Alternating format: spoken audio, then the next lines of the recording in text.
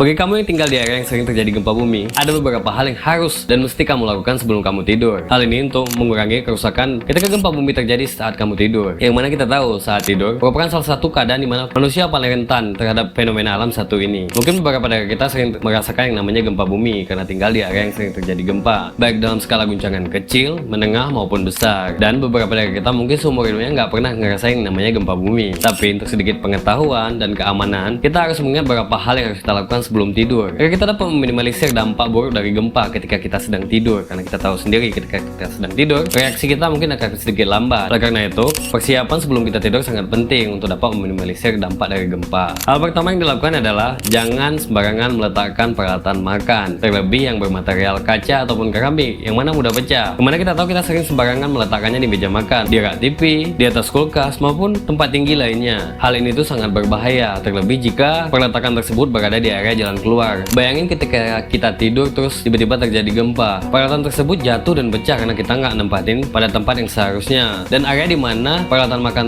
tersebut pecah merupakan area jalur lintasan evakuasi kita menuju keluar rumah, maka akan sangat berbahaya nantinya. Entah itu bisa terpijak, terpeleset maupun hal-hal mengerikan lainnya. Untuk itu, penempatan peralatan makan baik itu sendok, piring, gelas, dan hal lainnya yang bermaterial mudah pecah atau rentan pecah harus ditempatkan pada tempatnya. Yang kedua, pastikan semua colokan listrik yang memiliki kabel menjulur panjang. In this case contohnya kabel sambung atau cok sambung, yang mana kita tahu biasanya cok sambung memiliki ukuran wire atau kabel yang sangat panjang, yang mana kita seringkali malas membereskannya. Hal ini sangat berbahaya ketika gempa bumi terjadi. Apalagi kabel tersebut berserakan di mana area lintasan kita menuju keluar rumah. Bayangkan ketika gempa bumi terjadi dan kita tidak sadar, seketika kita bangun dari tidur kita lalu berlari keluar rumah, tapi tersandung atau terpijak oleh kabel tersebut, maka kemungkinan akan jatuh dan terhambat ketika evakuasi sangat mungkin terjadi. Yang ketiga, ketika kita menggunakan tempat tidur pendek sejenis dipan, jangan pernah meletakkan botol minuman, handphone, powerbank, dan hal sejenis lainnya di area lintasan kita ketika bangun tidur. Bayangin ketika gempa bumi terjadi saat kita tidur dan kita buru-buru bangun, lalu terinjak dan terpeleset karena benda tersebut dan membahayakan proses evakuasi kita. Karena lagi-lagi dalam gempa bumi, kecepatan dan ketepatan evakuasi merupakan hal yang paling penting untuk meminimalisir kerusakan dan korban jiwa. Dan yang terakhir, bagi kita yang memiliki bocah, baik itu yang kecil maupun yang tua nakal, agar sebelum tidur itu membereskan semua mainannya. Karena kita tahu beberapa mainan dari bocah memiliki bentuk yang aneh. Mungkin beberapa orang tua pernah merasakan yang mana ketika terinjak, tersepak, ataupun terpeleset karena benda ini itu sangat gak enak dan sangat sakit sekali. Ingat, gempa bumi merupakan salah satu fenomena alam yang sampai saat ini tuh nggak bisa kita prediksi kapan dan di mana terjadinya. Oleh karena itu, sedikit pengetahuan dan pemahaman tentang hal ini dapat membantu kita untuk meminimalisir kerusakan dan dampak negatif dari gempa. Jadi stay safe everyone.